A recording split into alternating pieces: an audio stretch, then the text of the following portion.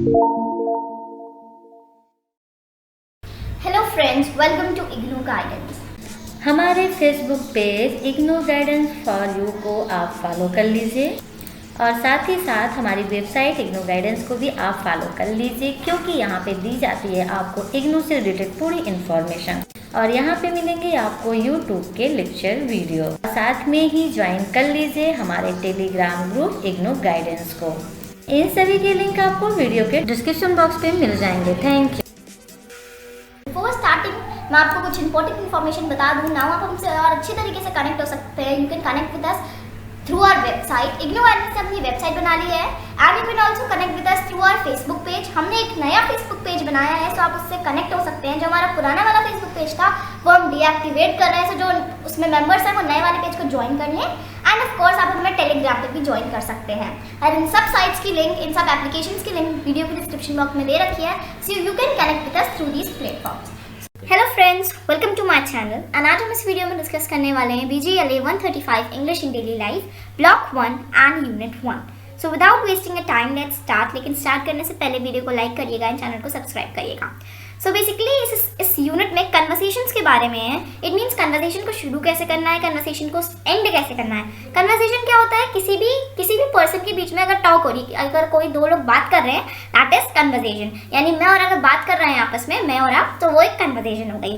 So basically अगर इस unit में देखा जाए तो इसमें ऑब्जेक्टिव्स, वार्म अप, कन्वर्सेशन कैसे रीड करते हैं, कॉम्प्रिहेंशन कैसे रीड करते हैं, कन्वर्सेशन को स्टार्ट कहाँ से करना है, उसे एंड कैसे करना है, उसमें कौन सी लैंग्वेज होनी चाहिए, कैसे कन्वर्सेशन को स्टार्ट करते हैं, किस लैंग्वेज से स्टार्ट करते हैं, ये सब उसमें पढ़ने वाले हैं। Begin and and conversation appropriately, have a better understanding. जो हम बोले वो दूसरे को समझ में आए, ऐसे हमें बात करनी चाहिए।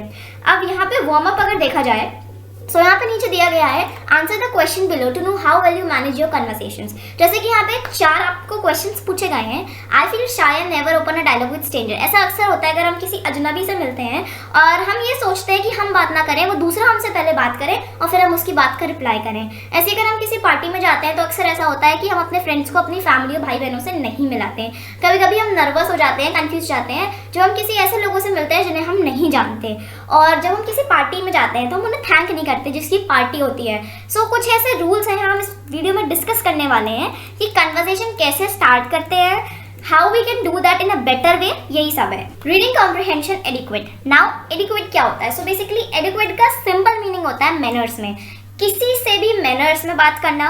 अगर हम टेबल पे खाना खा रहे हैं तो that should be in good table manners. हमेशा अगर हम किसी से मिलते हैं तो उन्हें एक दूसरे से इंट्रोड्यूस कराना।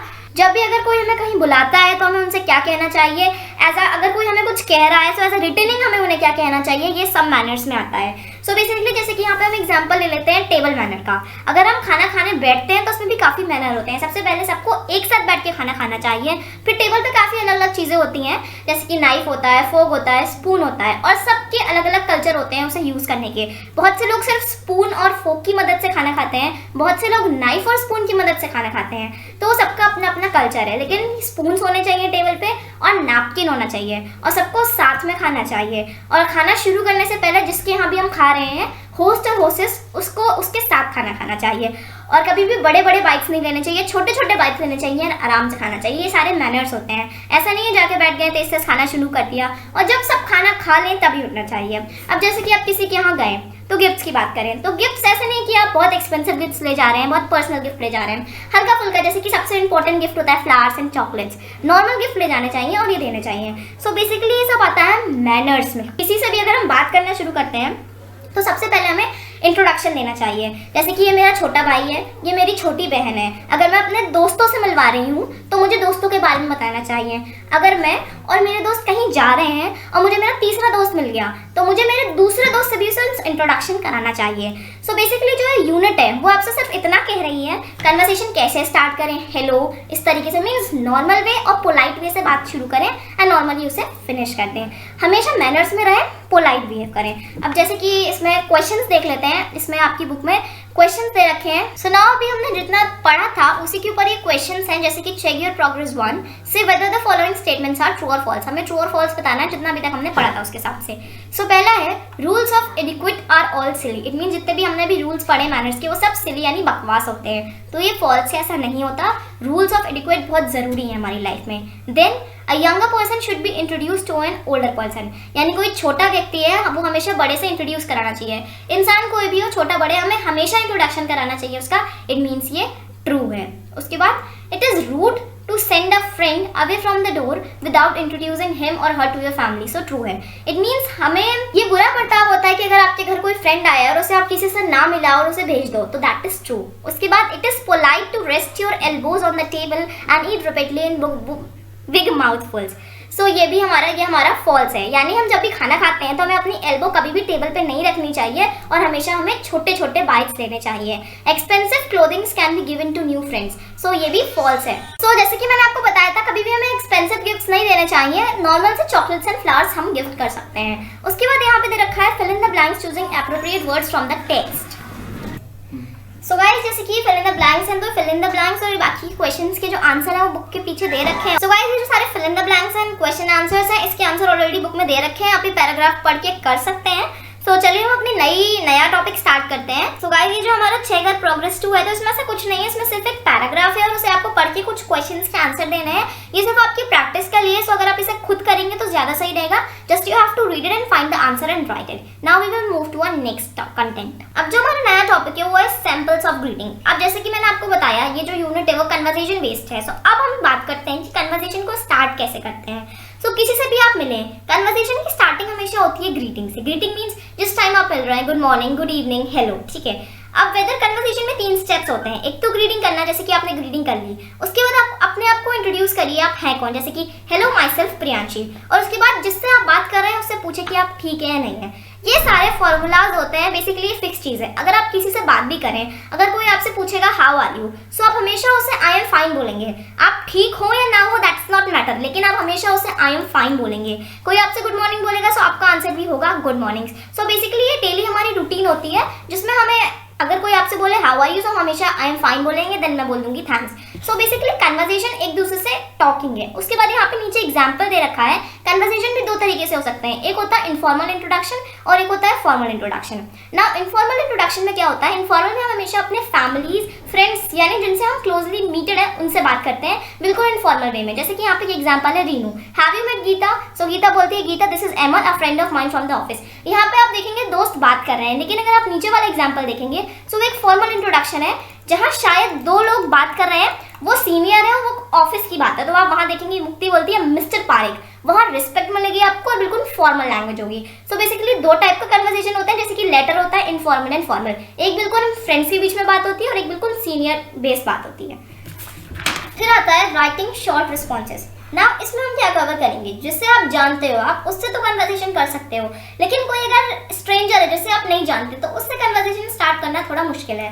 सो यहाँ आपकी बुक में कुछ सिचुएशन दे रखी है और आप वहाँ क्या करोगे अगर आप वहाँ होते। जैसे कि यहाँ पे पहला दे रखा है, आप प्लेटफॉर्म में वेट कर रहे हो रेलवे स्टेशन में और आपके बराबर में एक फॉरेनर बैठा है और वो आपसे कहता है it's a nice day isn't it. वो बोलता है काफी अच्छा दिन है, तो आप क्या कहोगे? सो आप उसे कह सकते हो yes it's rather pleasant isn't it. आपने भी बोल दिया हाँ ये अच्छा दिन है क्या नहीं है। सो बेसिकली कन्वर्सेशन में जो आपको लगे, अच्छा लगे, जो आप उस समय समझ पा रहे हो वो बोलना चाहिए। ऐसे यहाँ पे काफी सारी सिचुएशन दे रखी है, तो आप इन्हें प्रैक्टिस कर सकते हैं। आप इन्हें एक बार पढ़िए और अपने जो भी आइडियाज है उन्हें लिखिए और फिर बुक में तो आंसर है आप मैच कर सकते हैं। Now let's move to our next new topic. जैसे कि अभी तक हमने पढ़ा कन्वर्सेशन को स्टार्ट कैसे करते हैं, फिर किस तरीके से हमें कन्वर्सेशन स्टार्ट करना चाहिए, और हमने पढ़ा स्ट्रेंजर लोगों से कैसे कन्वर्सेशन करते हैं। अब कन्वर्सेशन हमारा हो गया, अब हम उसे एंड कैसे करते हैं। फॉर एग्जाम्पल दोस्त मिले, उन्होंने ग्रीटिंग दी, पूछा, वो अपने टॉपिक पे आए। अब बात आती है कन्वर्सेशन खत्म करने की, तो उसका भी एक तरीका होता है।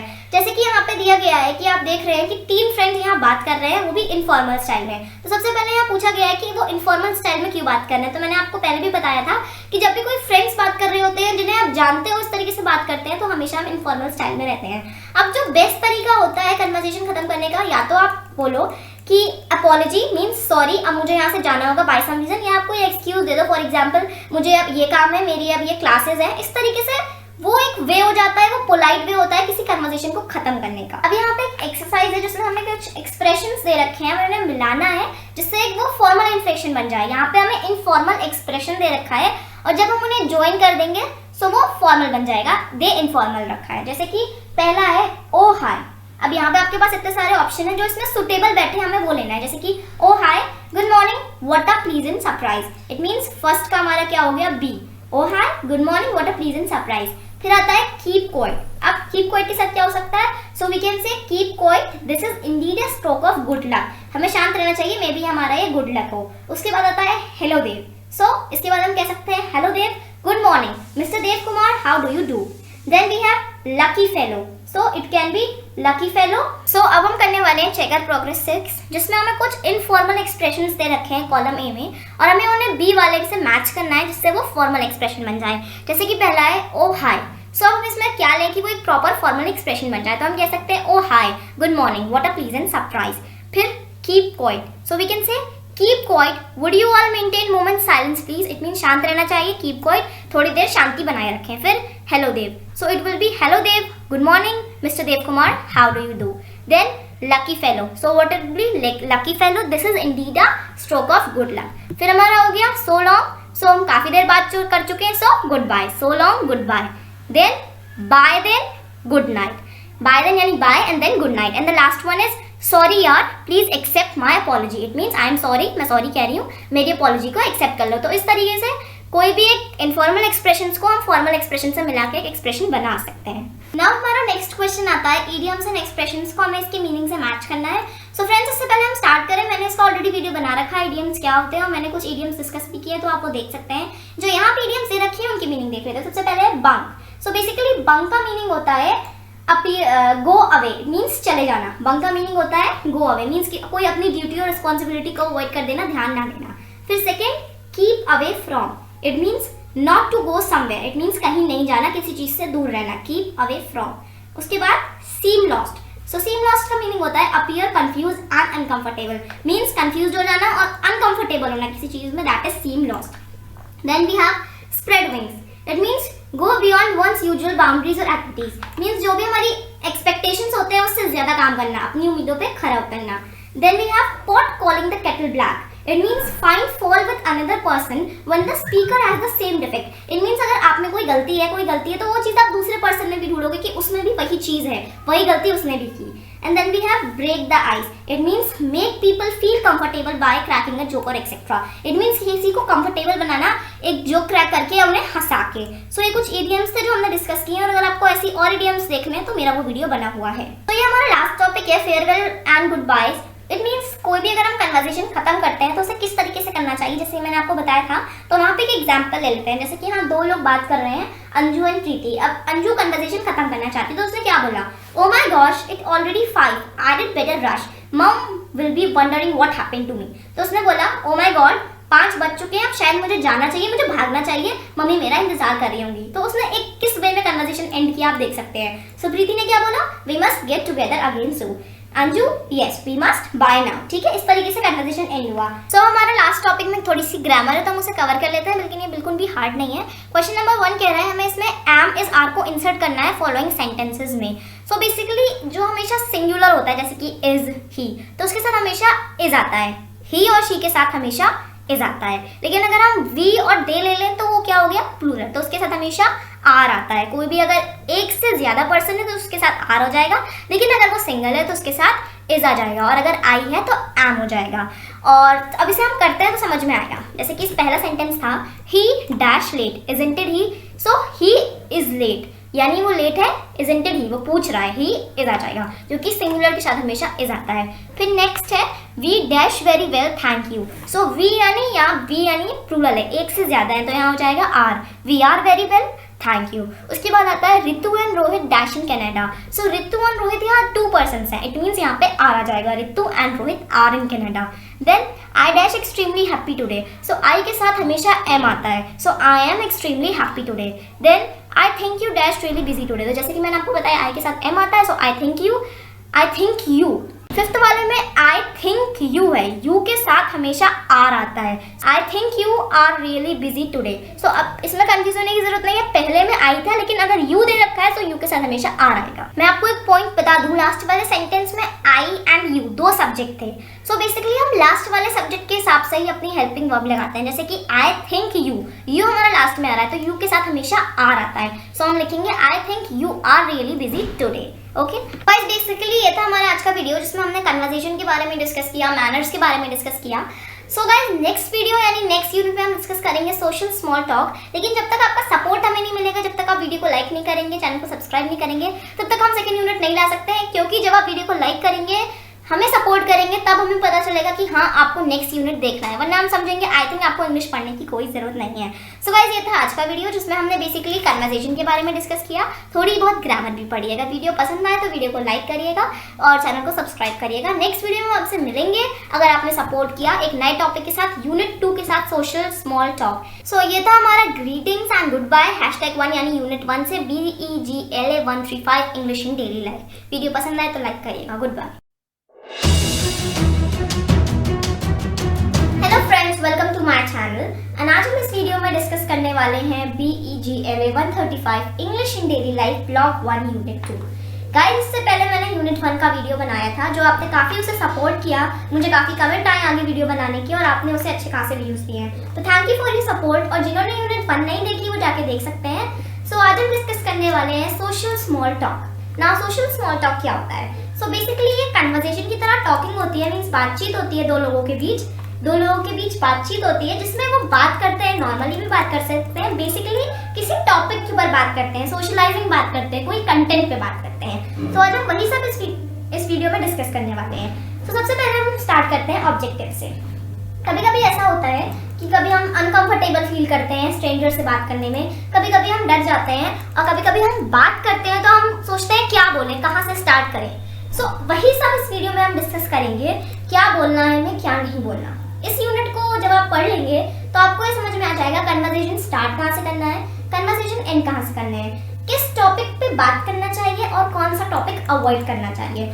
हमें सिचुएशन देख के टॉपिक पिकअप करना चाहिए, किससे बात कर रहे हैं उसे देख के टॉपिक बोलना चाहिए। अगर हम किसी अपने फ्रेंड से बात कर रहे हैं तो जो हमारा बात करने का तरीका होगा वो अलग होगा, लेकिन वही हम अपने पेरेंट्स से बात कर रहे हैं तो हम उन्हें रिस्पेक्ट देके बात करेंगे। सो जो हमारी लैंग्वेज होनी चाहिए वो देखना चाहिए हम बात किससे कर रहे हैं। उसके बाद हम आते हैं वार्म अप पे।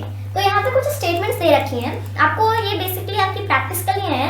आपको इन स्टेटमेंट्स को पढ़ना है और आपको बताना है कि आप इससे एग्री हो या डिसएग्री हो, एग्रीमेंट है या डिसएग्रीमेंट है। जैसे कि यहाँ पे एक ले लेती हूँ मैं, What we say and how we say it is important because this reveals our personality। तो ये सही बात है, हम जो भी कहते हैं, हम जो भी करते हैं वो हमारी पर्सनालिटी को दिखाता है। सो बेसिकली इसे प्रैक्टिस के लिए है, आप इन्हें पढ़ के अपने हिसाब से इससे एग्री और डिसएग्री कर सकते हैं। फिर हमारा आता है रीडिंग शॉर्ट डायलॉग्स।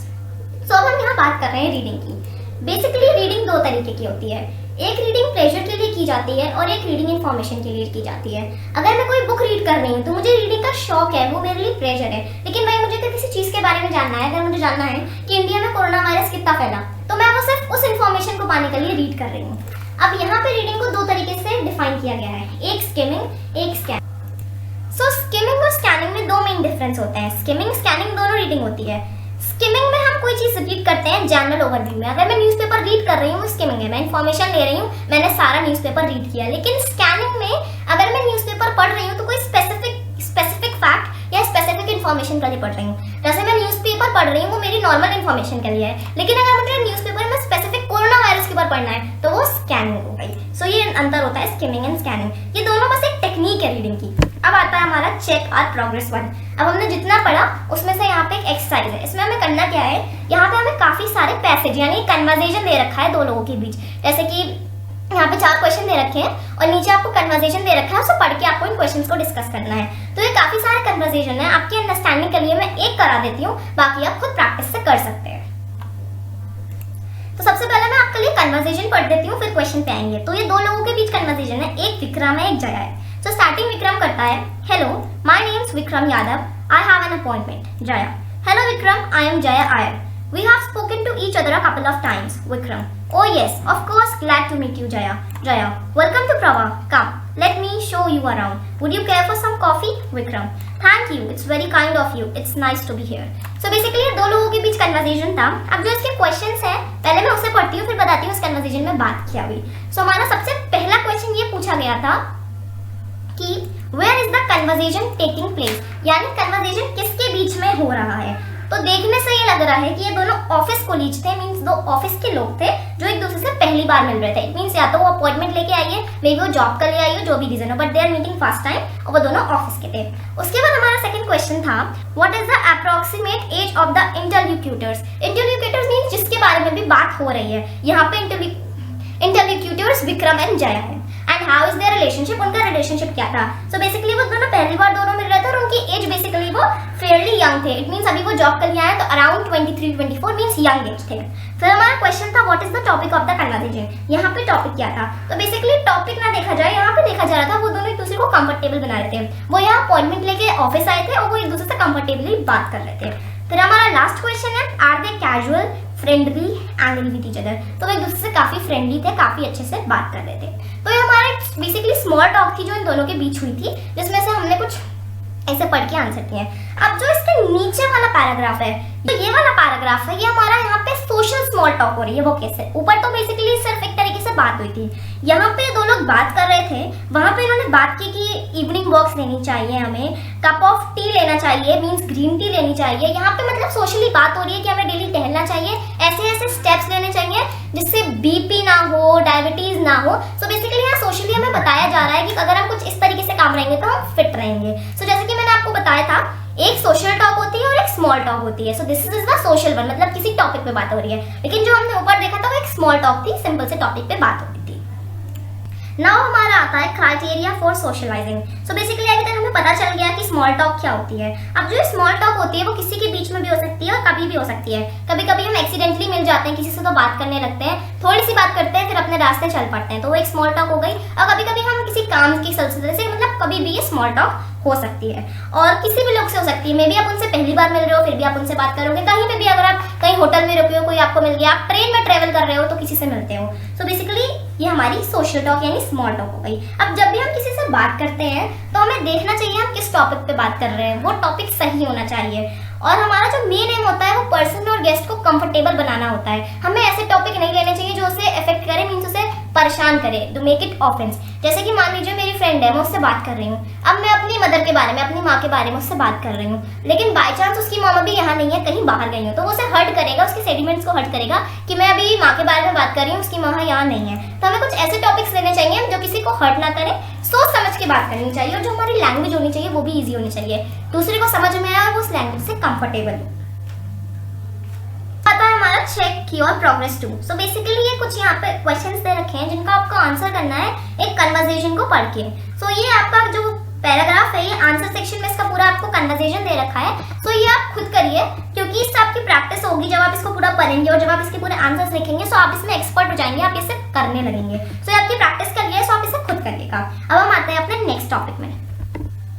ये है हमारा वो पैसेज, आप इसे पढ़िए और फिर वो जहाँ पे क्वेश्चंस पूछे गए थे, जैसे कि मैं एक पढ़ देती हूँ, वेंकट एंड राधा आर्स, तो फ्रेंड्स हैं, वो कोलीजेस हैं, क्या है। तो आप जब ये पढ़ेंगे तो आपको पता चलेगा बेसिकली वो फ्रेंड्स हैं। तो इसी को आप पूरा पढ़ सकते हैं और फिर ये आंसर्स दे सकते हैं।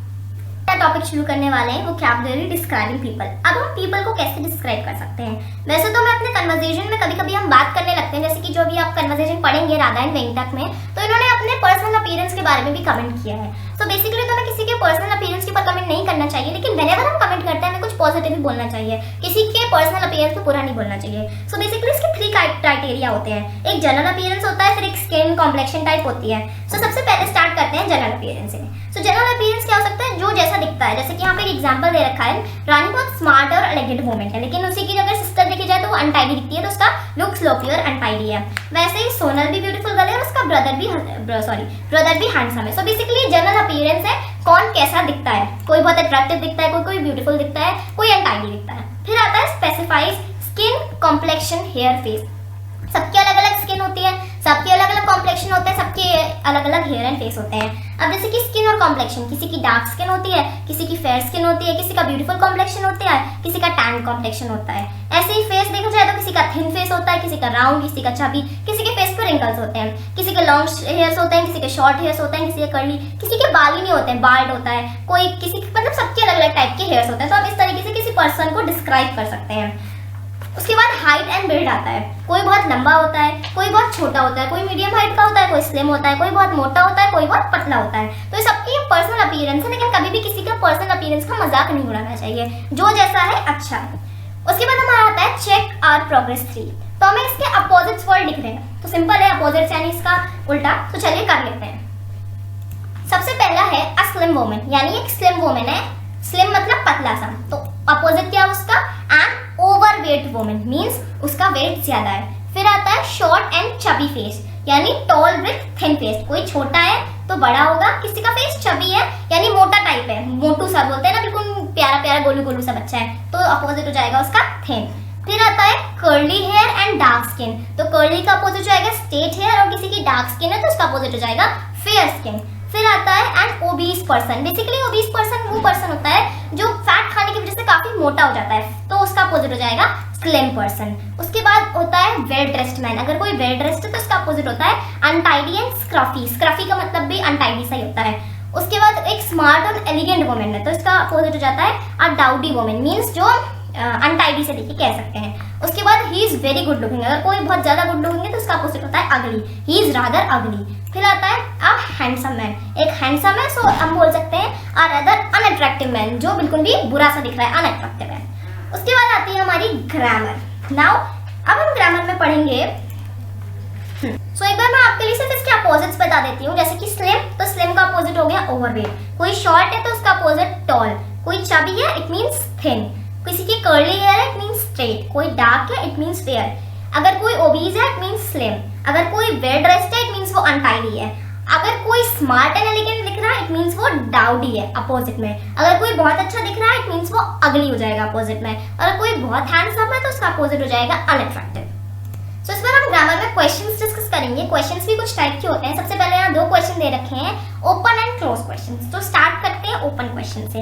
अब ओपन क्वेश्चंस वो होते हैं जिन क्वेश्चंस के मेनी आंसर्स हो सकते हैं। कैसे, अगर कोई मुझसे पूछे what's that you are reading, तो क्या पढ़ रहे हो, तो मैं कुछ भी बोल सकती हूँ, मैं कोई भी बुक पढ़ सकती हूँ। जैसे कि यहाँ पे एग्जांपल है Pride and Prejudice, the thackers well, Oliver Twist, और मैं कोई भी बुक पढ़ रही हूँ, तो उसके बहुत सारे आंसर्स हो सकते हैं। और जो आपके ओपन क्वेश्चन होते हैं वो हमेशा WH वर्ड से स्टार्ट होते हैं। नाउ WH वर्ड कौन से होते हैं, WH words like who, what, which, when, where, how भी ये WH वर्ड है। जरूर नहीं है WH वर्ड WH से ही शुरू हो, how को भी WH वर्ड में लिया जाता है। तो अगर कोई भी क्वेश्चन इन वर्ड से शुरू हो रहा है इट मींस वो ओपन क्वेश्चन है और उस क्वेश्चन के आप काफी सारे रिप्लाई दे सकते हो। लेकिन अगर मैं क्लोज्ड क्वेश्चन की बात करूं तो जो क्लोज क्वेश्चंस होते हैं उसकी जो आंसर की पॉसिबिलिटीज होती है वो लिमिटेड होती हैं। ज्यादा से ज्यादा 2-3 उसके आंसर्स हो सकते हैं। जैसे कि may I sit here on the bed, क्या मैं यहाँ बेड में बैठ सकती हूँ, तो या तो मैं बैठ सकती हूँ, मेरे को या बोलेगा यस गो राइट अहेड, या कोई सीधे नो बोल देगा। तो जो इस तरह के क्वेश्चन होता है जिसमें सिर्फ 2 या 3 आंसर होते हैं, बेसिकली यस या नो में आंसर होते हैं,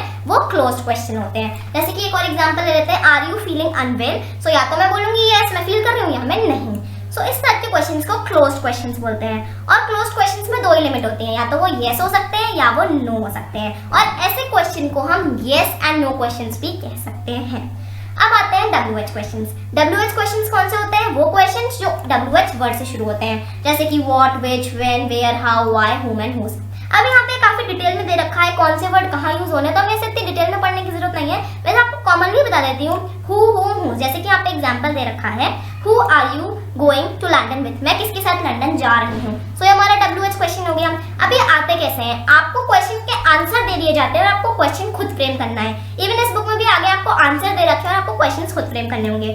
फिर व्हाट से दे रखा है, what are you planning to do after exams. Then how का कहाँ यूज हो सकता है, सो हाउ बेसिकली कैसे हुई चीज उसके लिए यूज होता है। जैसे how did the accident happen, how does the computer work.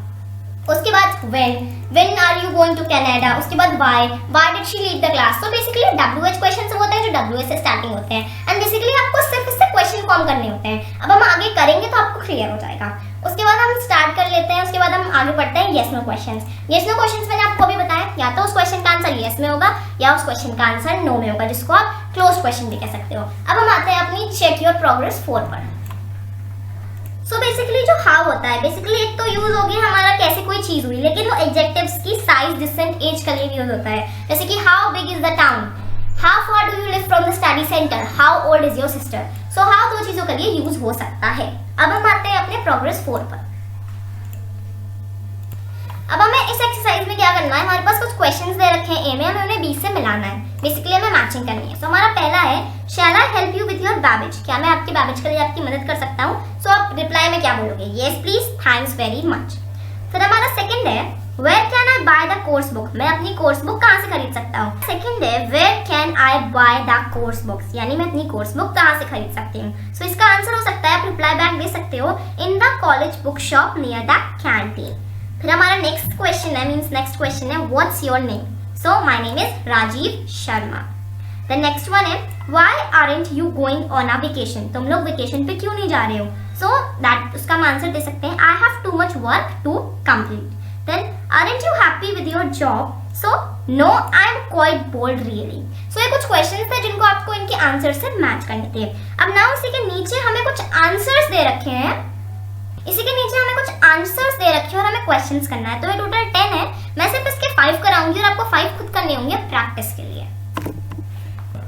तो सबसे पहला आंसर दे रखा है अजमल अंदानी, इट मींस ये देख के नाम लग रहा है, तो इसका क्वेश्चन हो सकता है what is your name. So answer आया अजमल अंदानी। फिर इन कनाडा, अब कनाडा में क्या, so where do you live, so हम कह सकते हैं इन कनाडा। फिर आई एम इंजीनियर, सो मैंने पूछा व्हाट डू यू डू, तुम क्या करते हो, then I got a answer कि आई एम इंजीनियर। फिर फोर्थ है अबाउट 25, यानी 25 क्या हो सकती है, एज हो सकती है। सो हम बोल सकते हैं हाउ ओल्ड आर यू। अब ब्रदर एंड 2 सिस्टर्स, ना वो अपने सिबलिंग्स के बारे में बता रहा है। सो क्वेश्चन हो सकता है how many members do you have in your family.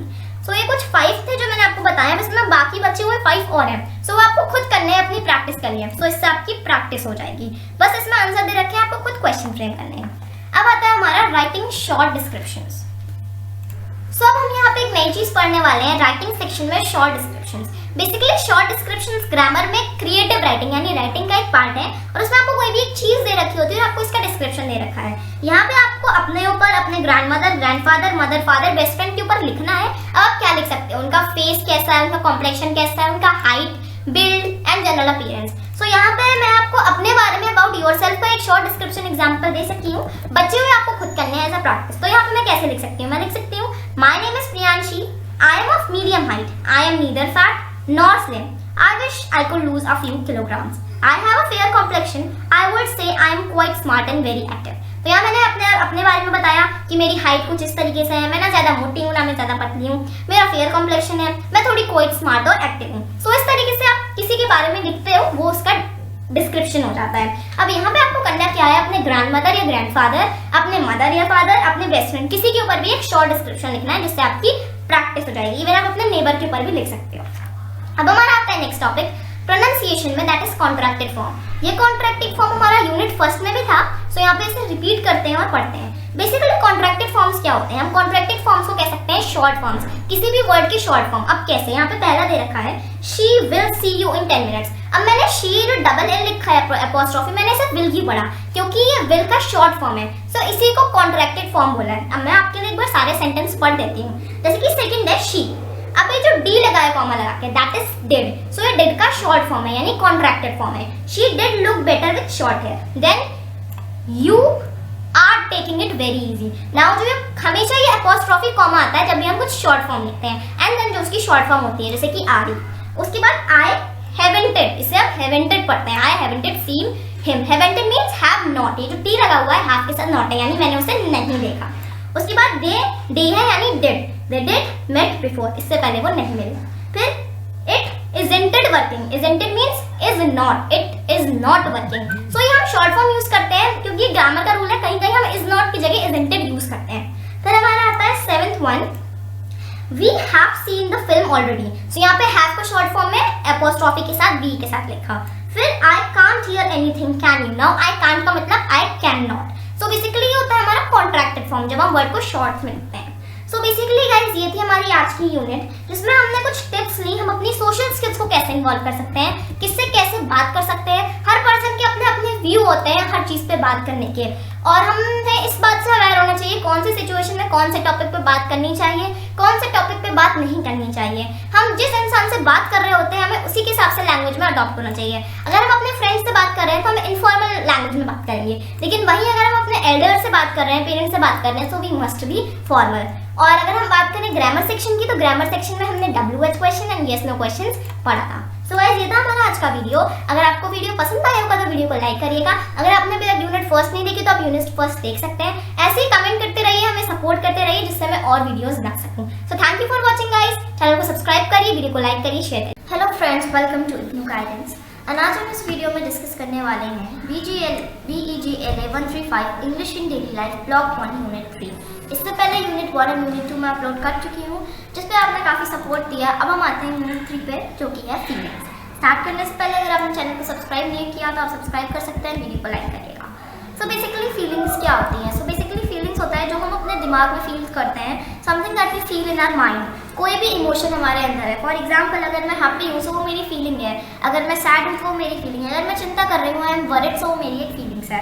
So basically जब हम देखा जाए इस यूनिट में हम क्या डिस्कस करेंगे, सो अगर हम कोई भी पैसेज पढ़ते हैं या कोई भी कॉम्प्रिहेंशन पढ़ते हैं तो उसमें क्या फीलिंग्स इन्वॉल्व है हम ये जानेंगे।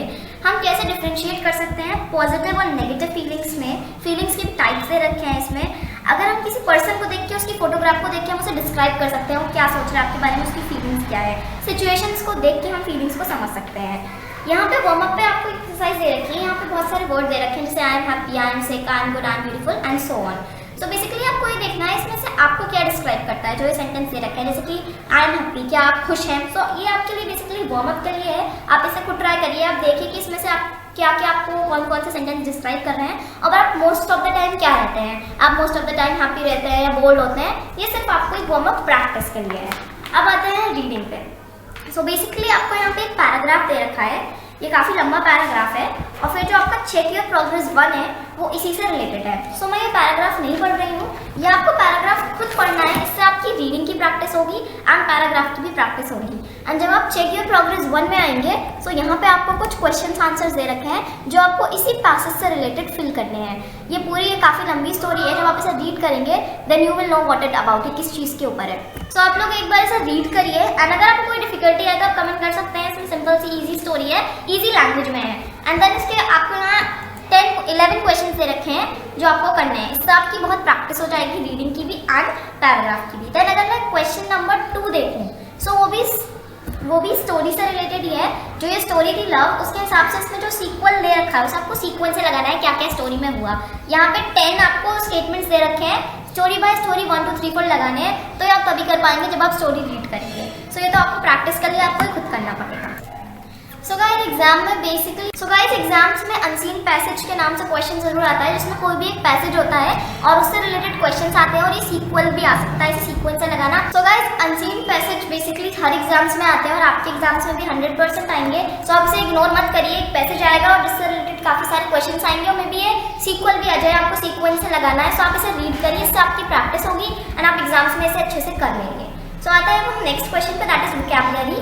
और बेसिकली ये भी पैसेज से रिलेटेड है, बट मैं आपको इसे करा देती हूँ। इसमें बेसिकली कुछ आपको वर्ड दे रखे हैं और आपको उसी सेम वर्ड्स लिखने हैं जिनका मीनिंग सेम हो पैसेज से। जैसे कि यहाँ पे पहला वर्ड दे रखा है हर्ट। सो हर्ट का मीनिंग होता है चोट पहुंचाना, तो सेम ऐसा ही वर्ड होना चाहिए पैसेज से जिसका मीनिंग सेम हो। तो यहाँ पे हम लिख सकते हैं वुंडेड। वुंडेड का मतलब घाव होता है और हर्ट का मतलब भी एक तरीके से दर्द होना, यानी दोनों एक तरीके से रिलेटेड है। बिल्कुल सेम मीनिंग नहीं निकलेगी। आप बोले हर्ट का मतलब तो होता है दर्द होना, वैसे ही वुंडेड में भी दर्द होता है, घाव होता है। उसके बाद सेकंड है an area which is very wet and muddy. कोई ऐसा एरिया जो बहुत ज्यादा मडी सा हो रहा हो, सूखा और मडी। सो ऐसे एरिया को हम बोलते हैं मार्शेस। और ये सारे वर्ड आपके पैसेज में है, जब आप रीड करेंगे तो आपको मिलेगा। देन थर्ड है रादर फैट, यानी ज्यादा मोटा ना होना, rather fat. So that is हम बोलते हैं स्टूट, STOUT, स्टूट। ये सब आपके पैसेज में है जब आप रीड करेंगे। एंड जब भी आप पैसेज रीड करा करें, अगर आपको कोई ऐसा वर्ड मिले जिसका आपको मीनिंग ना पता हो सो आप बेसिकली डिक्शनरी का यूज करा करिए, इससे आपकी वोकैबुलरी अच्छी होगी। देन प्लेस यानी कोई जगह, सो हम उसको स्पॉट भी बोलते हैं, कोई spot, SPOT। Then we are having wonderful यानी एक तरीके से कह सकते हैं ब्यूटीफुल, अमेजिंग। सो जो आपके पैसेज में वर्ड है उससे रिलेटेड दैट इज स्प्लेंडेड का मीनिंग भी वही होता है। देन एक्सप्रेसिंग ग्रेट सैडनेस, यानी बहुत ज्यादा दुखी होना। सो इस तरीके से हम यहाँ लिख सकते हैं लेमेंट, LAMENT। इसका मीनिंग जो होता है काफी ज्यादा दुख होना।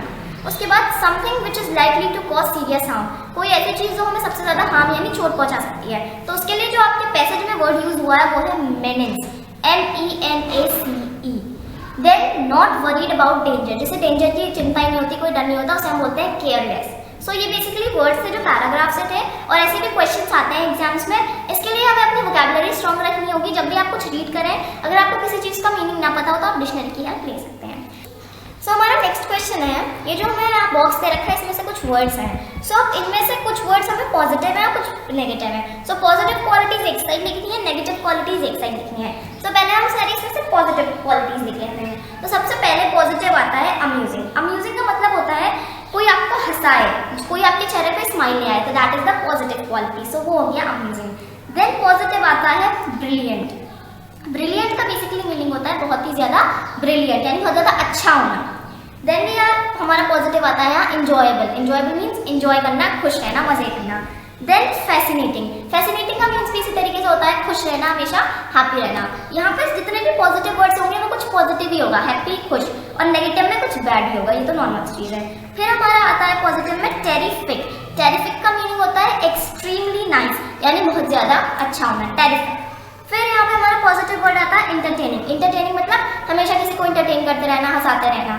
देन हमारा आता है एक्साइटिंग। एक्साइटिंग मतलब किसी चीज के ऊपर एक्साइट रहना, बहुत ज्यादा उस चीज को करने के लिए खुश होना। देन हमारा वर्ड आता है पॉजिटिव वंडरफुल। वंडरफुल यानी amazing. Then we are having blissful. Blissful का मीनिंग होता है एक्सट्रीमली हैप्पी, जब बहुत ज्यादा खुश होना किसी चीज के लिए। And then sympathetic. सिंपैथेटिक का मीनिंग सिंपैथी होना, कुछ अच्छा फील करना। फिर हम आते हैं अगर नेगेटिव वर्ड्स में। सो अब जितने भी बच्चे हुए नेगेटिव है तो एक बार मैं बता देती हूँ।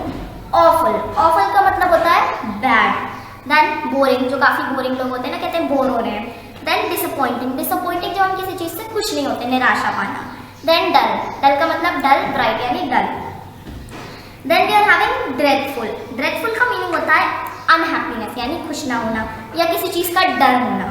Then we are having terrible. Terrible का मतलब वेरी अनप्लीजेंट, बहुत बुरा, जैसे बोलते हैं ना मैंने कल एक टेरिबल ड्रीम देखा, बहुत बेकार सपना देखा।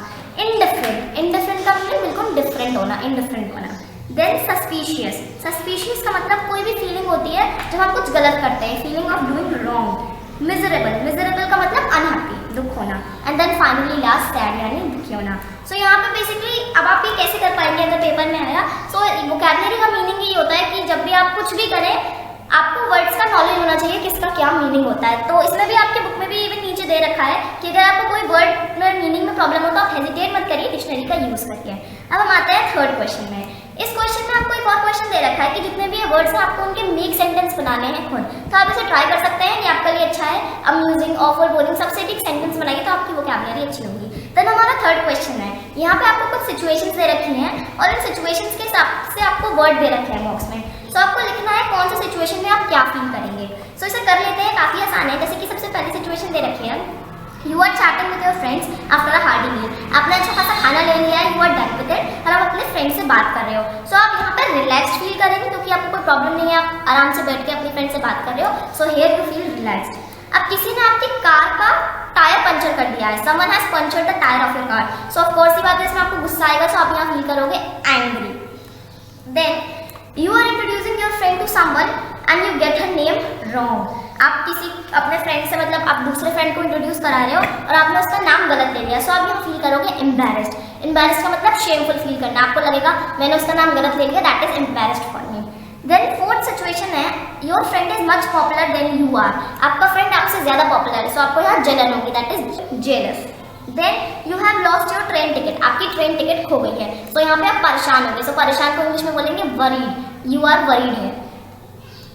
Then all news in the paper is about accident, disasters and war.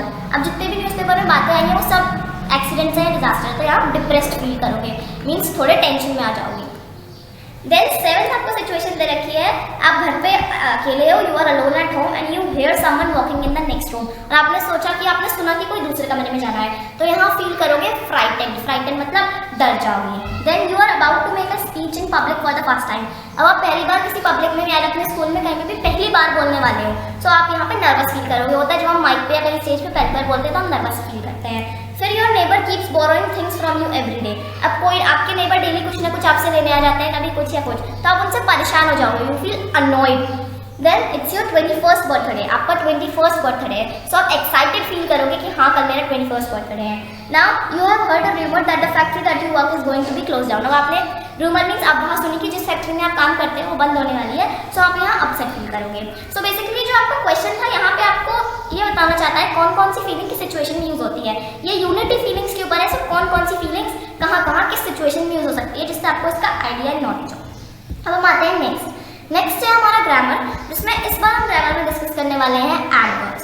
So basically adverbs क्या होते हैं? एडवर्ब्स आंसर्स देते हैं किसी क्वेश्चन का हाउ, व्हेन और वेयर में, एंड बेसिकली ये एडजेक्टिव्स और नाउन को और डिफाइन भी करते हैं। जैसे कि यहाँ पे कुछ सेंटेंसेस दे रखे हैं, कर्ल वॉच द बर्ड्स ईगरली। अब मैं कहूँ कर्ल ने बर्ड्स देखी, ठीक है, लेकिन कैसे देखी? ईगरली। सो यहाँ पे कह सकते हैं ईगरली एडवर्ब्स है जो उसे और डिफाइन कर रहा है। अगर लेकिन मैं सेकंड वाला क्वेश्चन देखूँ, सो यहाँ पे we shall have a hard day tomorrow.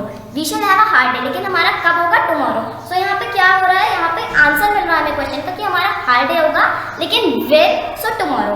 So basically यहाँ पे एडवर्ब्स यूज होते हैं किसी भी क्वेश्चन के आंसर करने के लिए। जैसे नीचे वाला देखिए, we were soon on the edge of the march. हम बहुत जल्दी एज ऑफ द मार्च में आएंगे। सो यहाँ पे एडवर्ब हो जाएगा soon on the edge of the march, और ये यहाँ पे क्या होगा? वेयर, क्योंकि कब आएंगे, ठीक है। उसके बाद आई वेंट डाउन स्टेयर, मैं नीचे जाऊंगा, कब जाऊंगा?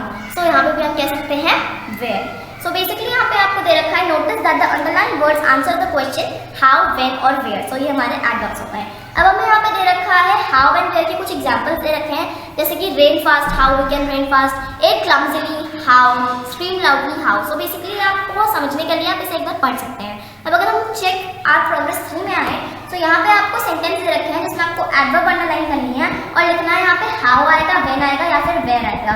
जैसे कि पहले आपके लिए डन हो रखा है, शी सेंग मेलोडियसली, वो बहुत अच्छा गाती है। सो कैसे गाती है? बहुत अच्छा, तो मेलोडियसली विल बी एडवर्ब हो जाएगा। और यहाँ पे होगा हाउ, कैसे गाती है, हाउ शी सेंग मेलोडियसली। फिर हमारा सेकंड है Shyama ran the race confidently, वो कॉन्फिडेंटली भागी। Shyama ran the race confidently. So यहाँ पे हमारा एडवर्ब हो जाएगा कॉन्फिडेंटली, एंड कॉन्फिडेंटली कैसे वो कॉन्फिडेंटली भागी, सो यहाँ पे हो जाएगा हाउ। देन हमारा थर्ड है all flights landed late due to bad weather, सारी जो फ्लाइटें थी वो लेट लैंड हुई बेकार वेदर की वजह से। सो यहाँ हमारा एडवर्ब हो जाएगा लेट, एंड यहाँ पे वेन हो जाएगा हमारा। So all flights landed late due to bad weather. So यहाँ पे लेट हमारा एडवर्ब हो गया, एंड जो हमारा लेट है वो वेन वाली कैटेगरी में आएगा। There are 3 types, how, when and where. फिर हमारा फोर्थ वन है I will finish reading the book by day after tomorrow, मैं ये बुक कल के यानी डे आफ्टर टुमारो तक फिनिश कर दूंगी। सो यहाँ पे हमारा एडवर्ब हो जाएगा डे बाय टुमारो, और मैं इसे कब तक खत्म करूंगी? Day by tomorrow. सो यहाँ पे हो जाएगा when. Then put the dustbin outside the room, so यहाँ पे हमारा एडवर्ब हो जाएगा आउटसाइड, और मुझे इसे कहाँ रखना है? बाहर रखना है, आउटसाइड। सो यहाँ पे हो जाएगा हमारा वेयर।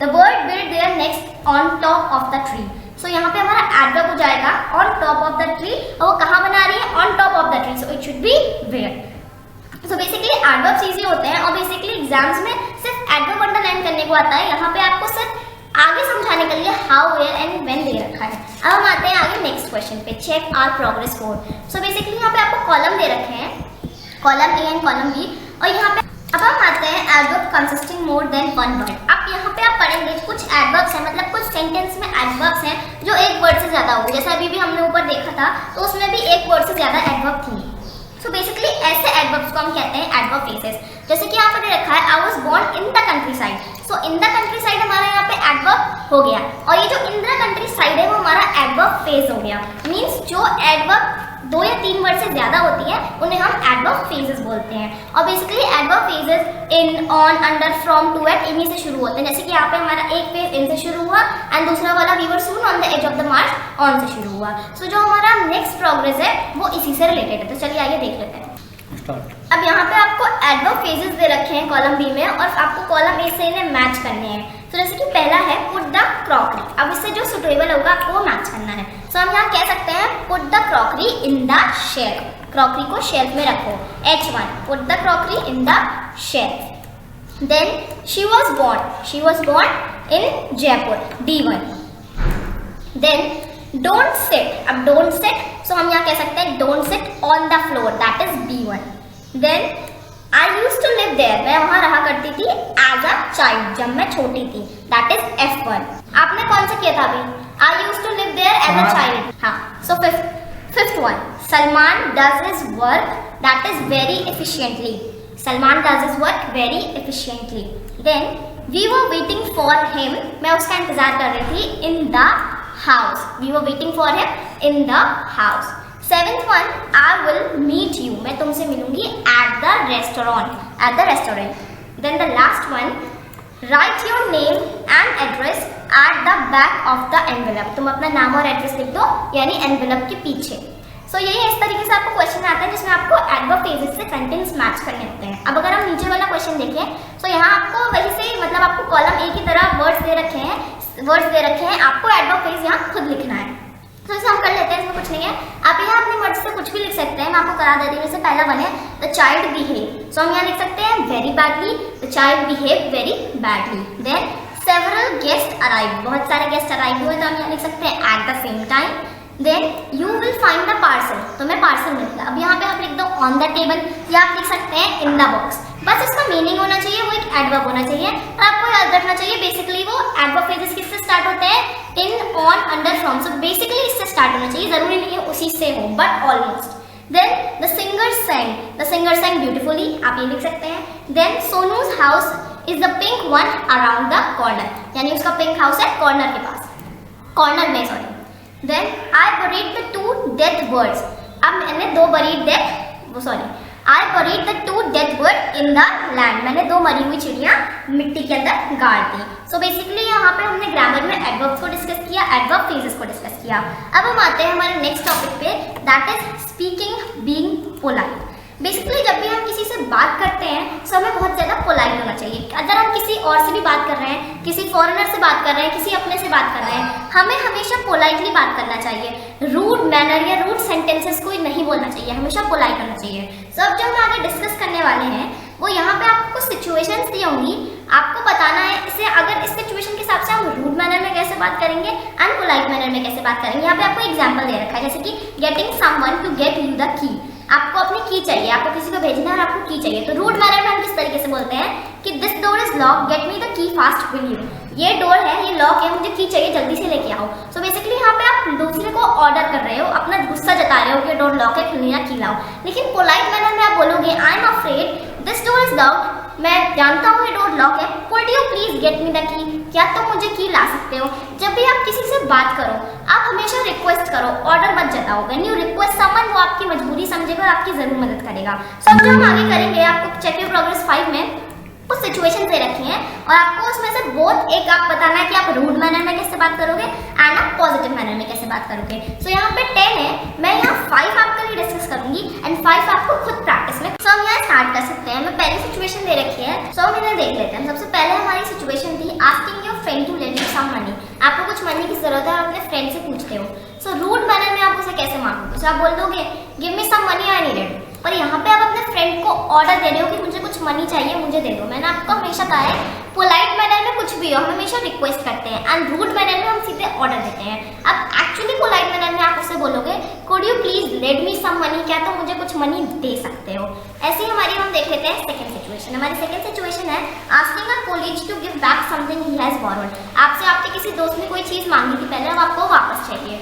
सो बेसिकली आप रूड मैनर में उससे बोलोगे when you borrow something you should give it back, don't you know that. So आप बेसिकली यहाँ उसे बताना चाह रहे हो कि तुम्हें कुछ पता नहीं है, कोई चीज़ लेते हो तो उसे लौटा देनी चाहिए। आप उसे यहाँ पे एहसास जता रहे हो कि उसने वो चीज़ नहीं लौटाई, बट एक्चुअली पोलाइट मैनर में आपको बोलना चाहिए था you borrowed a book from me a month ago, आपने पहले उसे याद दिलाया कि उसने तुमसे एक बुक ली थी 1 महीने पहले, अब वो आपको वापस चाहिए। So could I have it back please, यहाँ पे भी हम रिक्वेस्ट कर रहे हैं।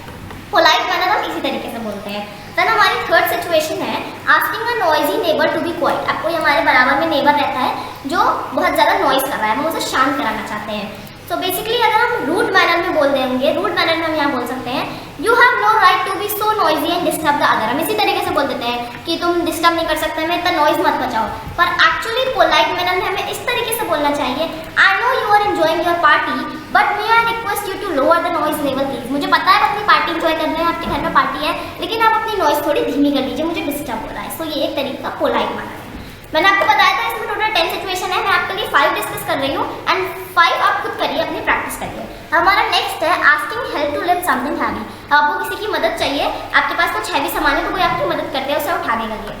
रूड मैनर में आप में से बोलेंगे help me lift this machine it's heavy, आप किसी से बोल दोगे मेरी इसको उठाने में मदद कर दीजिए इट्स हैवी है। लेकिन एक्चुअली पोलाइट मैनर में बोलना चाहिए I will be very grateful if you could kindly help me lift this machine heavy machine, I will be very grateful to you, मैं आपका आभारी रहूंगी अगर आप मुझे ये मशीन उठाने में मदद करते हैं। देन हमारा लास्ट वन है telling a junior that an important plan has been change, आप अपने किसी जूनियर को बता रहे हो किसी भी कोई आपका एक प्लान था इंपॉर्टेंट वो चेंज हो गया है। सो रूड मैनर में आप उसे बोलोगे we have to change the plan, couldn't help it. आप बोलोगे हमें अपना प्लान चेंज करना है, वो उसने हमारी मदद नहीं किया, दूसरा प्लान है। लेकिन एक्चुअली पोलाइट मैनर में बोलोगे we really did not wish to make the change but it was essential, please bear with us. हम ये प्लान चेंज नहीं करना चाहते थे लेकिन वो जरूरी था, इसलिए हमने चेंज किया। सो यहाँ पे बेसिकली इस चैप्टर से हमें ये पता चल रहा है पोलाइटनेस क्या होती है। हमें हमेशा पोलाइटनेस से बात करनी चाहिए। अब जो हमारी नेक्स्ट चीज़ है वो है लिसनिंग। आपको एक टेक्स्ट दे रखा है, इसे कंप्लीट करना है। बेसिकली जहाँ पे आपकी बुक में आंसर होते हैं वहाँ आपको एक ऑडियो टेक्स्ट दे रखा है, वहाँ पे आपको एक पैराग्राफ दे रखा है जिसे आपको रीड करना है एंड देन आपको ये जो सेंटेंस है ना फिल करना है। सो ये भी मैं आपकी प्रैक्टिस के लिए छोड़ रही हूँ, अगर मैं करा दूंगी तो आपकी प्रैक्टिस नहीं हो पाएगी। सेम आपको वही पैराग्राफ पढ़ना है एंड देन आपको इस स्टोरी पे आना है और जो ब्लैंक्स खाली है इन्हें फिल करना है, इससे आपकी प्रैक्टिस होगी। देन हम आते हैं राइटिंग पैराग्राफ्स। अब लास्ट में यहाँ पे आपको पैराग्राफ्स के ऊपर बताया गया है। नाउ हम फाइनली डिस्कस कर लेते हैं पैराग्राफ्स क्या होते हैं। सो बेसिकली पैराग्राफ में क्या होता है, सेंटेंस होते हैं बहुत सारे, पूरा एक फॉर्म में उसे लिखते हैं एंड बेसिकली एक आइडिया के ऊपर हम लिखते हैं। हम शुरू उस आइडिया से करते हैं और हम पूरा उसी आइडिया पे पैराग्राफ लिखते हैं। हमारे पास ऊपर एक टॉपिक होता है, ऐसे उस टॉपिक को लेके हम पूरा पैराग्राफ कवर करते हैं। आपके एग्जाम्स में भी आपको एक सिचुएशन दी होगी, आपको उसके ऊपर एक पैराग्राफ लिखना होता है। जैसे कि मैंने भी पैराग्राफ लिखे थे, आप एक एग्जाम्पल यहाँ पे ले सकते हैं। आप कहीं घूमने गए और आपके बहुत सारे इंपॉर्टेंट डॉक्यूमेंट्स खो गए, तो आपको पूरा पैराग्राफ लिखना होता है। पहली बात आप कहाँ घूमने गए, फिर कैसे आपके डॉक्यूमेंट्स खो गए, फिर आपको वो कैसे मिले, आपने क्या क्या किया। सो बेसिकली पैराग्राफ्स हमारी इमेजिनेशंस होती हैं, जो हम सोचते हैं, जितना हमारा माइंड डेवलप्ड है उसके हिसाब से हम अपने आइडियाज को पैराग्राफ में लिखते हैं। ऐसे यहाँ पे बुक में आपको एक सिंपल सा पैराग्राफ दे रखा है, जब आप रीड करेंगे तो देखेंगे। तो जैसे कि मैंने आपको बताया पैराग्राफ्स में बेसिकली हम किसी एक टॉपिक के ऊपर लिखते हैं अपने आइडियाज के हिसाब से। अब मैं आपको एक क्वेश्चन पेपर दिखाती हूँ जिसमें किस तरीके से पैराग्राफ्स आते हैं, ये देख लेते हैं। सो यहाँ पे आपका क्वेश्चन पेपर है और यहाँ पे आपको एक कॉम्पोजिशन लिखना है 350 वर्ड्स में टॉपिक पे, जैसे कि ग्लोबल वार्मिंग, उसके effects, the challenges that are overcome in life. इस तरीके से कॉम्पोजिशन भी बिल्कुल पैराग्राफ की तरह ही होता है, कुछ ऐसे डिफरेंट नहीं होता। हम यहाँ पैराग्राफ की बात कर लेते हुए देख लेते हैं। Write a paragraph in about 200 word और any one of the following. किसी एक पे लिखना है। अब टॉपिक्स देखिए, my favourite place at home, way to remain healthy, hostel life versus life at home with parents, alternate sources of energy।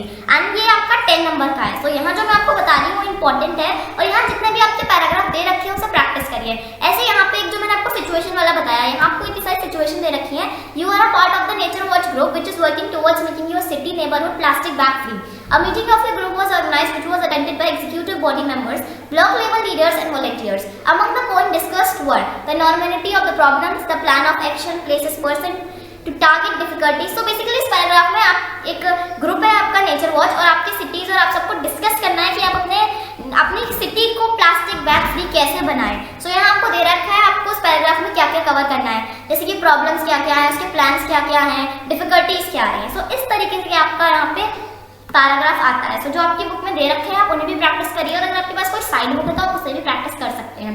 ऐसे यहाँ पे और भी आपको दे रखा है provide your ideas on the statement speak only when. यहाँ पे भी आपको एक स्टेटमेंट दे रखी है speak only when your words are more beautiful than the silence. तो इस स्टेटमेंट के ऊपर आपको अभी पूरा पैराग्राफ लिखना है और यहाँ पे आपको दे रखा है आपको क्या क्या लिखना है। सो बेसिकली आप ये तभी कर सकते हो जब आपकी वोकैबुलरी अच्छी हो, और वोकैबुलरी अच्छी तब बनती है जब हम प्रैक्टिस करते हैं। सो बेसिकली आपको प्रैक्टिस करनी है। जैसे कि आप एक और क्वेश्चन देख लेते हैं, summarise the following passage to not more than 1/3 of the original, give it a suitable title. इस तरीके से भी क्वेश्चन आते हैं। आपको एक बड़ा सा पैराग्राफ दिया होता है, जैसे भी हमने देखा हमारी बुक में भी था लव वाला। अब आपको उसे उसका 1/3 में पूरी चीजें बतानी होती है, समराइज करना होता है, उसकी इंपॉर्टेंट चीजें बतानी होती है।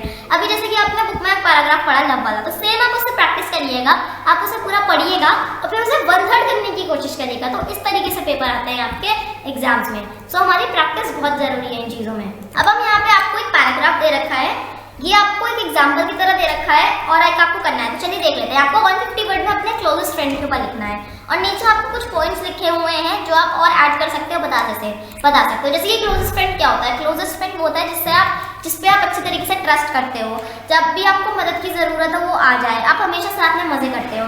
तो यहाँ पे नीचे आपको एक सैंपल दे रखा है, यहाँ पे थोड़ा सा एक फ्रेंड के ऊपर दे रखा है आपको पैराग्राफ। मैं आपको इसे थोड़ा सा रीड कर देती हूँ जिससे आपको आइडिया हो जाए पैराग्राफ लिखना कैसे है। सो यहाँ पे बताया गया है, my closest friend is Freda Swaminathan.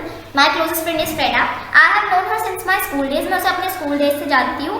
वो कोई ऐसी है जिस पे मैं अपने पूरी तरीके से मैं उसे ट्रस्ट कर सकती हूँ और मैं हमेशा उस पर ट्रस्ट करती हूँ। और वो मेरे घर से ज़्यादा दूर नहीं रहती, मतलब हम दोनों का घर काफ़ी पास है, फिर भी हम एक दूसरे से मिलने की कोशिश करते हैं। हफ्ते में 1-2 बार मिल लेते हैं। कभी कभी हम साथ में cup of coffee and chat करते हैं। वो काफ़ी इंटेलिजेंट है, हम साथ में बहुत बहुत ज़्यादा मजे करते हैं, हम डेली फ़ोन पे बात करते हैं।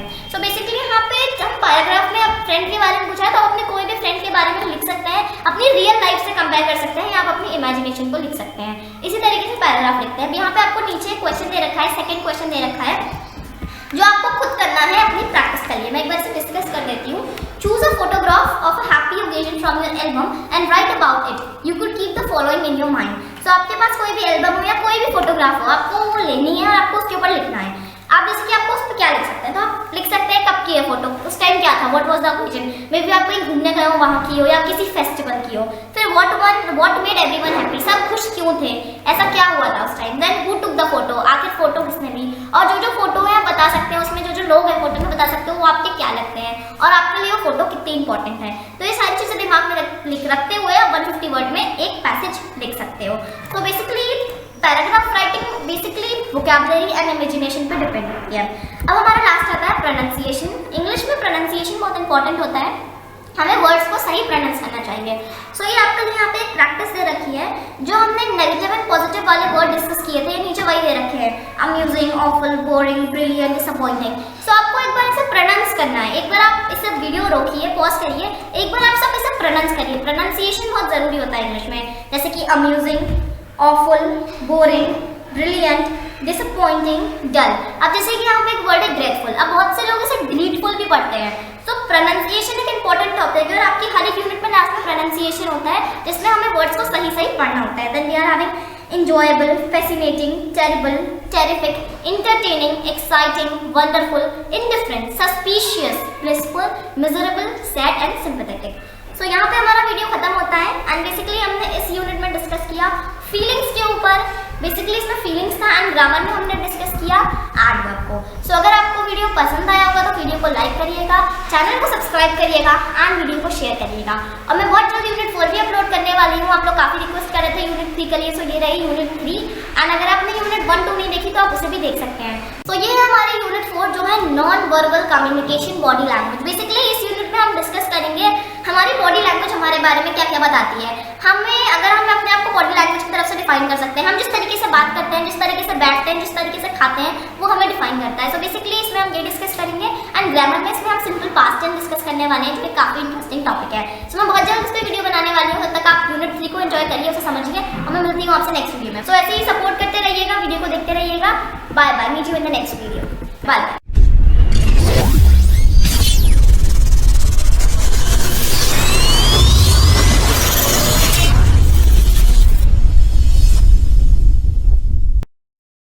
Friends, welcome to my channel and आज हम इस वीडियो में डिस्कस करने वाले हैं BEG 1135 ब्लॉक 1 का यूनिट 4। जैसे मैंने आपको पिछले वीडियो में कहा था कि नेक्स्ट वीडियो में हम non verbal communication body language discuss करेंगे। सो गाइस, इस यूनिट में मुझे ऐसा कुछ इंपॉर्टेंट लगा नहीं, मीन्स नॉर्मल है, तो हम इसे बहुत जल्दी शॉर्ट में डिस्कस कर लेंगे जिससे हम ब्लॉक 2 को कवर कर सकें। सो अगर मैं बॉडी लैंग्वेज की बात करूँ, नॉन वर्बल कम्युनिकेशन क्या होता है सबसे पहले ये जानते हैं। सो बेसिकली कम्युनिकेशन यानी किसी से बात करना, बट नॉन वर्बल कम्युनिकेशन यानी बिना बोले बात करना, जैसे कि कह सकते हैं इशारों से बात करना या इमोशनली बात करना। This is non verbal communication. So जो हमारी बॉडी लैंग्वेज होती है वो हमारे बारे में बहुत कुछ कह देती है। जिस तरीके से हम कपड़े पहनते हैं, ड्रेस अपीयरेंस, जिस तरीके से हम बैठते हैं, जिस तरीके से हम बात करते हैं, हमारे जेस्चर्स हमारे बारे में सब बताते हैं। सो हमारी बॉडी लैंग्वेज का अच्छा होना बहुत जरूरी है। सो बेसिकली ओवरऑल इस चैप्टर में आपको यही बताया गया है कि बॉडी लैंग्वेज क्या होती है, बॉडी लैंग्वेज इंपॉर्टेंट क्यों है एंड वोकैबुलरी में भी कम्युनिकेशन से रिलेटेड क्वेश्चंस हैं एंड डिस्क्रिप्शन कैसे लिखते हैं किसी पीपल का। सो हम ऑलरेडी डिस्क्रिप्शन डिस्कस कर चुके हैं कि किसी भी पीपल का डिस्क्रिप्शन लिखने के लिए आपको क्वालिटीज दे दी जाएगी, जैसे कि हमने पढ़ा था लॉन्ग हेयर, शॉर्ट हेयर, और उसके बारे में बताया जाएगा और आपको उसे देख के डिस्क्रिप्शन लिखना होता है। सो अगर मैं इसे बेसिकली स्मॉल में जल्दी से डिस्कस कर लेती हूँ, तो अगर हम आगे बढ़े तो सबसे पहले आता है रीडिंग कॉम्प्रिहेंशन 5 सिचुएशन। तो अगर यहाँ देखा जाए रीडिंग कॉम्प्रिहेंशन 5 सिचुएशन, तो यहाँ आपको कुछ सिचुएशंस दे रखी है जैसे कि लिटरल, इंटरप्रिटेटिव, लेकिन यहाँ ये बुक में कहीं डिस्कस नहीं हुई है, सिर्फ आपको यहाँ बताया गया है कि ये 5 सिचुएशन होती है, literal, interpretative, critical, creative. And यहाँ पे जो मेन चीज इसमें बुक में है जो आपको कवर करनी है वो यहाँ पे आपको सिचुएशंस दे रखी हैं। ना ये सिचुएशंस है क्या? सो बेसिकली ये बिल्कुल पैराग्राफ की तरह है, यहाँ पे आपको हर जगह एक सिचुएशन दे रखी है एंड देन उसके रिलेटेड क्वेश्चन पूछे गए हैं। सो मैं एक सिचुएशन आपके लिए रीड कर देती हूँ और मैं आपको समझा देती हूँ, बाकी इसमें 6 या 7 सिचुएशन है, सो वो आप खुद करेंगे, सो आपकी इससे प्रैक्टिस हो जाएगी। जैसे कि यहाँ पे पहली सिचुएशन है कि Ravi has just been told that he has not received the promotion that he has accepted. सो रवि को प्रमोशन नहीं मिला, उसे काफी गुस्सा था, वो डिसअपॉइंटेड था, लेकिन उसने अपने एक्सप्रेशन से कंट्रोल किया, अपने जेस्चर्स को कंट्रोल किया कि वो नॉर्मल फील करे। Back at his desk he is aware that his eyes are smarting and can he feel his mouth troubling. Ravi needed time alone, वो अकेले बिताना चाहता था। And he mannerises indicate that he does not want to talk to anyone, वो किसी से बात भी नहीं करना चाहता था। वो बस अपने डेस्क पे बैठा था, अपना डेस्क पे बैठा था, अपना हाथ एक साइड रख के और फेस एल्बो से स्प्रेड किया हुआ था। फिजिकल बैरियर उसने क्रिएट कर रखा था। This gives the signal that he is concentrating and does not want to disturb. वो सिर्फ किसी से बात नहीं करना चाहता था। ऐसा होता है ना, जब हम किसी चीज से गुस्सा होते हैं सो हम किसी से बात नहीं करना चाहते हैं। सो ये आपको एक पूरा आपको पैराग्राफ दे रखा है, सिचुएशन दे रखी है। Through out the day he does not communicate with anyone, और उसने पूरे दिन किसी से बात नहीं की। इवन अमित ने भी उससे बात करने की कोशिश की, लेकिन वो रिस्पॉन्ड नहीं देता। तो आपको ये पूरी एक सिचुएशन दे रखी है। अब इसी के नीचे चेक योर प्रोग्रेस 1 में इससे 3 क्वेश्चंस पूछे गए हैं। सो आप इसका तभी आंसर दे पाएंगे जब आप पैराग्राफ को बिल्कुल अच्छे से समझेंगे। सो यहाँ तो मैंने आपको शॉर्ट में एक्सप्लेन किया है, मैं आपको इसके आंसर बता देती हूँ, बट आपको इसे अच्छे से रीड करना चाहिए, then you will do it. जैसे कि यहाँ पे पहला क्वेश्चन है, what sort of body language does Ravi use to keep others away. तो वो क्या कर रहा था, एक तो उसने एक फिजिकल बैरियर क्रिएट किया था, अपना फेस कवर कर लिया था जिससे कोई उससे बात ना करे, और दूसरी चीज उसने अपने आप को बुक्स और पेपर से कवर कर लिया था जिससे कोई उसे ना देखे। और ये सब यहाँ आपको पेपर में दे रखा है, यहाँ पे भी दे रखा है। He reinforces the impression by surrounding himself with piles of books and papers. So जब आप उसे बिल्कुल पढ़ेंगे डिटेल में, then you will do it. So इस चैप्टर में बेसिकली सिचुएशंस है,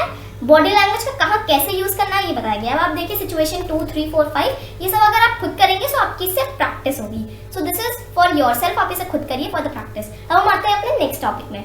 सो गाइस बेसिकली इस चैप्टर में आपको सिचुएशंस ही दी हुई हैं जिसको आपको फॉलो करके क्वेश्चंस को आंसर करना है। सो अगर आप ये खुद करें तो बेटर है, आपकी प्रैक्टिस होगी, और इससे आपकी प्रैक्टिस होगी और आप एग्जाम में अच्छा कर पाएंगे। और अगर ग्रामर में बात की जाए तो इस बार ग्रामर में आपके इस चैप्टर में है simple past tense, grammar simple past tense, and already simple past tense का वीडियो अपलोडेड है चैनल में। लेकिन अगर आपको फिर भी प्रॉब्लम है सो आप कमेंट कर सकते हैं, तो मैं टेंस के ऊपर एक पूरा वीडियो ला सकती हूँ, आपको उसके लिए कमेंट करना पड़ेगा। सो यही है इस चैप्टर में, एक बार बस आप इसे रीड करिए एंड जो भी एक्सरसाइज दे रखी है उन्हें कीजिए फॉर प्रैक्टिस। सो गाइस ये था आज का वीडियो हमारा, जिसमें हमने डिस्कस किया non verbal communication, body language. अगर आपको वीडियो अच्छा लगा होगा तो लाइक करिएगा, शेयर करिएगा, चैनल को सब्सक्राइब करिएगा। नाउ नेक्स्ट वीडियो में हम ब्लॉक 2 जो हमारा पहला चैप्टर है वो डिस्कस करेंगे, family and friends. Next chapter में हम ब्लॉक 2 डिस्कस करने वाले हैं जिसमें हमारा पहला चैप्टर है family and friends. So guys इस वीडियो को सपोर्ट करिएगा, लाइक करिएगा, शेयर करिएगा, जिससे मैं जल्दी से ब्लॉक 2 का पहला चैप्टर आपके लिए ला सकती हूँ। But before ending the video मैं आपको याद दिला दूं, now you can also connect with us very much better, क्योंकि अब हमारी साइट है, as I have already told you, so you can connect with us site, with our Facebook page and Telegram, and सबकी जो link है वो description box में दे रखी है। इन द साइट बहुत सारी ऐसी इंपॉर्टेंट इन्फॉर्मेशन है इग्नू के बारे में that you must need to know, so you can definitely connect with these platforms with us. So thank you guys for watching the video. If you like the video तो please video को like करिएगा, channel को subscribe करिएगा, and don't forget to comment. And if you have any query related to any topic, special topic, so you can comment down in the comment box. So I will meet you in the next video with a new unit. हमारे Facebook page IGNOU guidance for you को आप follow कर लीजिए, और साथ ही साथ हमारी website IGNOU guidance को भी आप फॉलो कर लीजिए, क्योंकि यहाँ पे दी जाती है आपको इग्नू से रिलेटेड पूरी इन्फॉर्मेशन, और यहाँ पे मिलेंगे आपको यूट्यूब के लेक्चर वीडियो। साथ में ही ज्वाइन कर लीजिए हमारे टेलीग्राम ग्रुप इग्नू गाइडेंस को। इन सभी के लिंक आपको वीडियो के डिस्क्रिप्शन बॉक्स पे मिल जाएंगे। Thank you.